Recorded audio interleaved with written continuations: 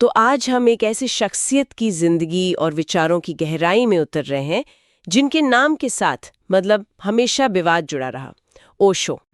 हमारे पास स्रोत के तौर पर सैम की लिखी किताब लाइफ ऑफ ओशो के कुछ अंश हैं और हमारी कोशिश रहेगी कि हम उस इंसान को समझें जो इन सब मिथकों के पीछे छिपा है। और ये समझना जरूरी भी है। हाँ, कि वो आखिर थे कौन, एक भविष्य दृष्टा, एक धोखेबाज या कुछ और ही। और ये सवाल इसलिए भी जरूरी है क्योंकि ओशो एक पहेली की तरह है। एक तरफ वो आज़ादी और प्रेम का पाठ पढ़ाते हैं और दूसरी तरफ उनका बनाया सबसे बड़ा सपना, वो कम्यून, वो एक तानाशाही में बदल जाता है। बिल्कुल। उनकी जिंदगी और मौत दोनों ही एक गहरे विरोधाभास से भरे हैं। कहानी की शुरुआत ही बहुत नाटकीय है, सीधे ओशो की मृत्यु और उनकी अंतिम यात्रा से। हाँ, स्रोत में लेखक उस पल को बयां करती हैं जब वो पुणे की एक सड़क पर ओशो के पार्थिव शरीर के ठीक बगल में चल रही हैं। आप सोचिए वो मंजर।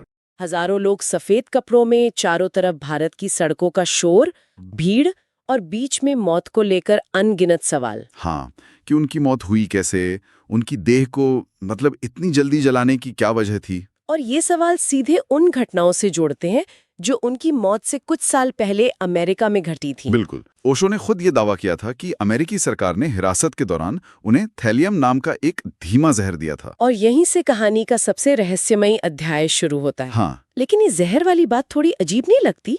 मतलब अमेरिकी सरकार के पास तो उन्हें देश से निकालने के और भी तरीके थे। सही बात है। तो फिर इस तरह चुपके से निशाना बनाने की क्या जरूरत पड़ गई? स्रोत इस बारे में क्या कहता है? स्रोत हमें सीधे उस गिरफ्तारी के सीन पर ले जाता है।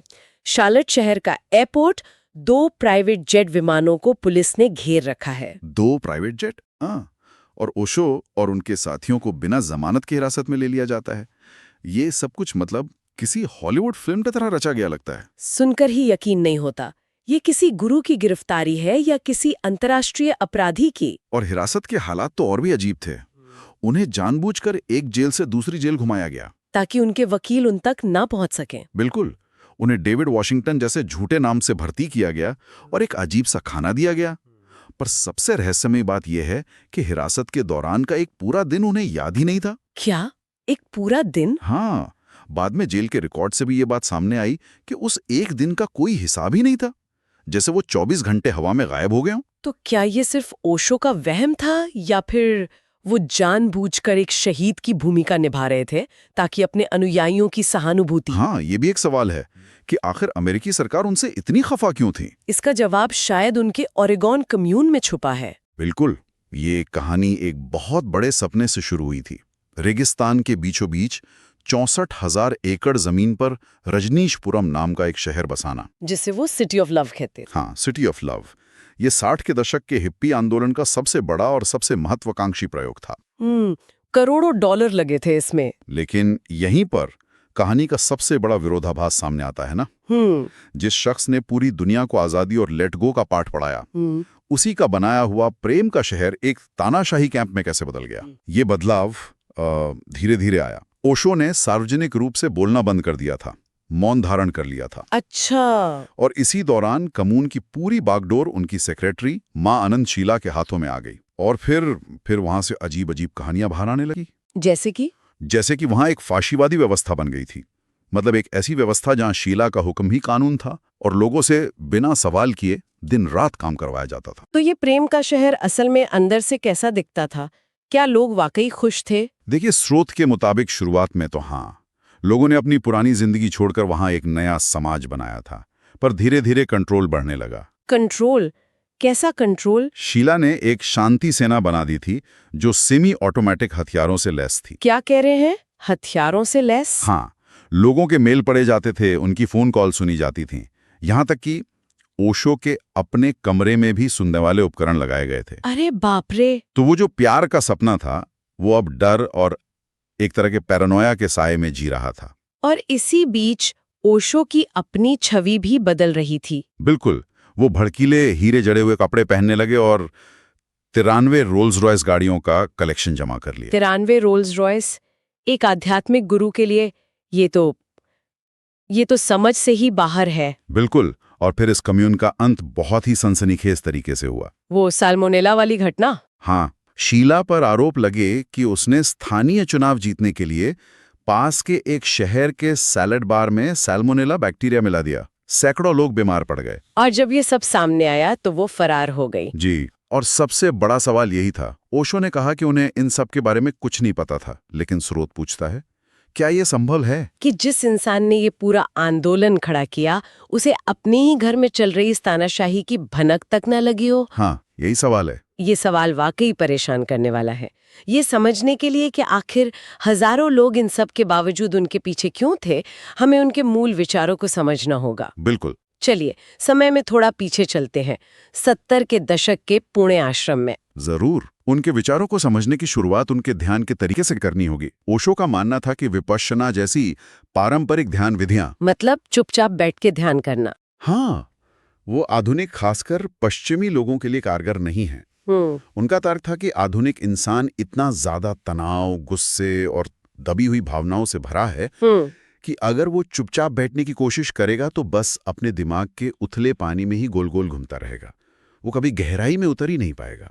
तो इसका समाधान क्या था उनके पास? इसका समाधान था डायनेमिक मेडिटेशन या सक्रिय ध्यान।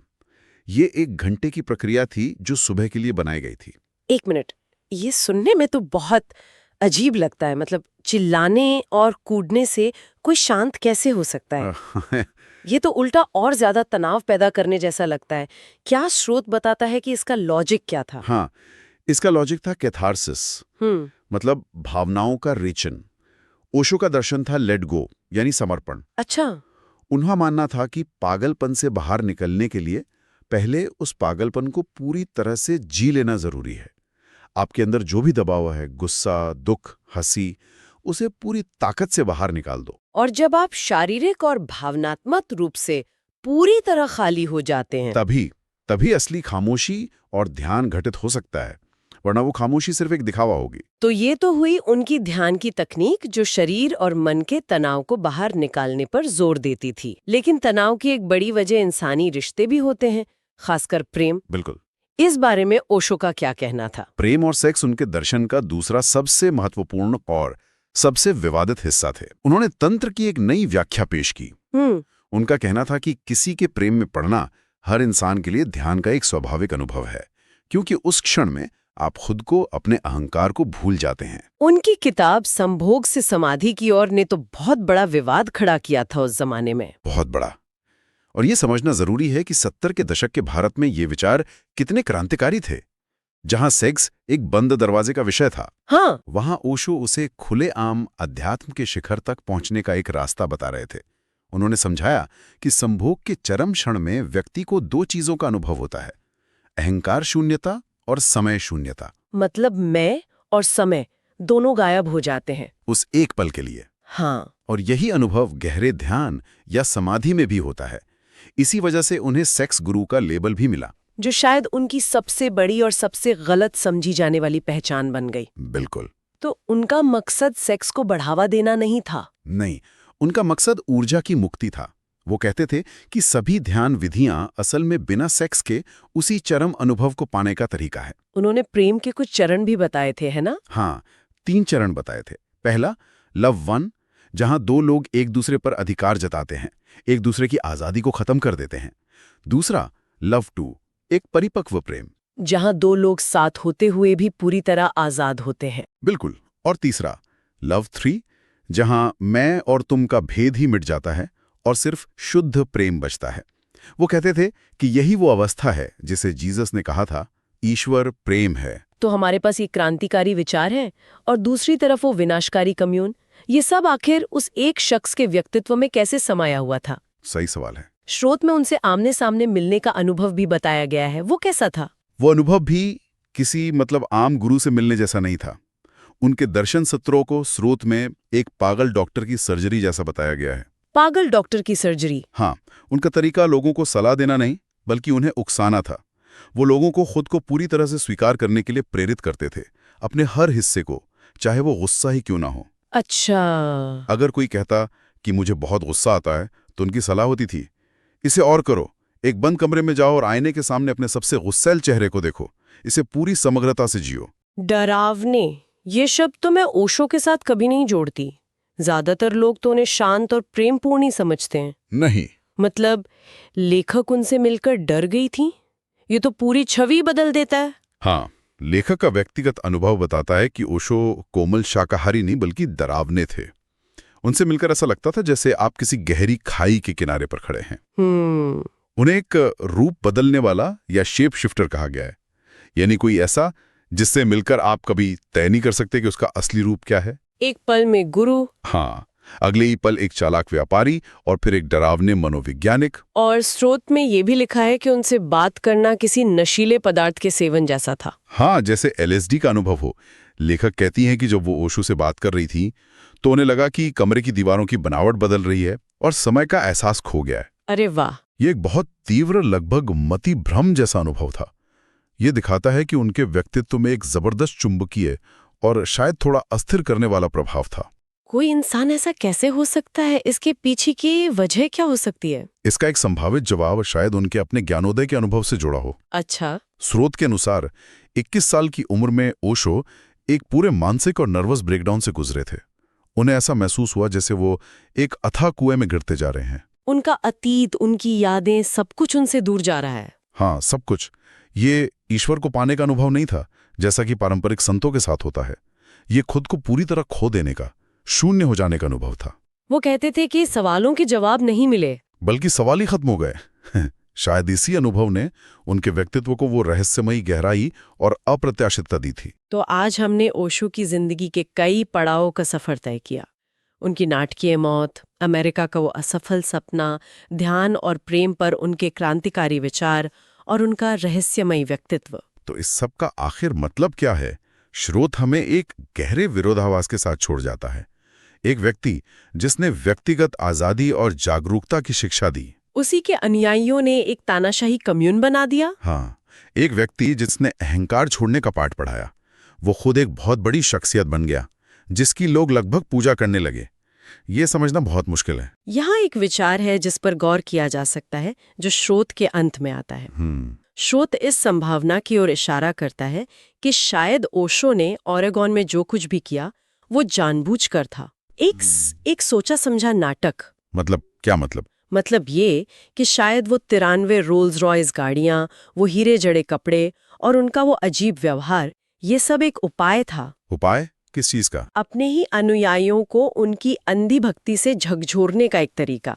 वो नहीं चाहते थे कि उनकी शिक्षाएं एक और मरा हुआ धर्म या पंथ बन जाएं। अच्छा। उन्होंने एक बार कहा था, एक बुद्ध क्षेत्र एक ऊर्जा क्षेत्र है जहां तुम्हारी नींद तोड़ी जा सकती है, एक बिजली का क्षेत्र जहां तुम सो नहीं पाओगे, तुम्हें जागना ही होगा क्योंकि झटके हर समय आते रहेंगे। तो क्या ऐसा हो सकता है कि उस कम्यून की वो शानदार विफलता भी उसी झटके का हिस्सा थी? हाँ, एक ऐसा झटका जो लोगों को ये सिखाने के लिए जरूरी था कि किसी गुरु को आंख बंद करके फॉलो नहीं करना चाहिए, बल्कि अपनी जागरूकता खुद जगानी चाहिए। बिल्कुल।